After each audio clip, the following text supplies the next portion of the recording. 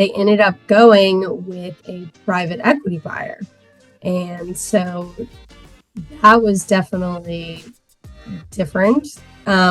We did get the private equity to go straight to a contract. So I think that really helped to get some of the agreements done up front, but there were a lot more agreements that had to be worked out, because also one of the owners was younger and wanted to keep a percentage of the firm. So, I mean, we had to do operating agreement. I think that was over like 50 pages. And with private equity, there's just every like detail is being thought out.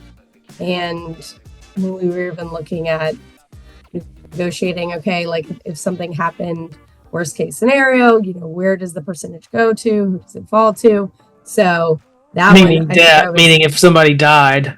Yeah, if somebody died, who does the ownership go to? All those things had to be really thought out. And I think I was talking to the buyer and seller like once a day, probably every day for 3 or 4 months to get it to fully close. Yeah.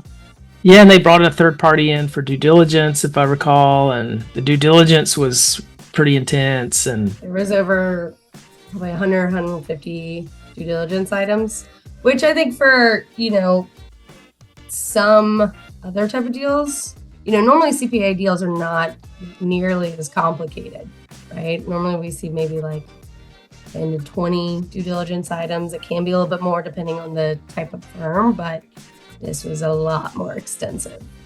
Yeah. Yes, and it was this private equity firm's first purchase, was it not? Yes. So that was the other thing. I think some private equity buyers out there have bought multiple firms and they sort of know the ropes, but if it's their first one, it's it takes a little breaking in of the buyer, so to speak. Yeah, there was like third-party due diligence, third-party lawyers. There's another third party, like compliance team or something. I'm trying to remember. But yeah, it was.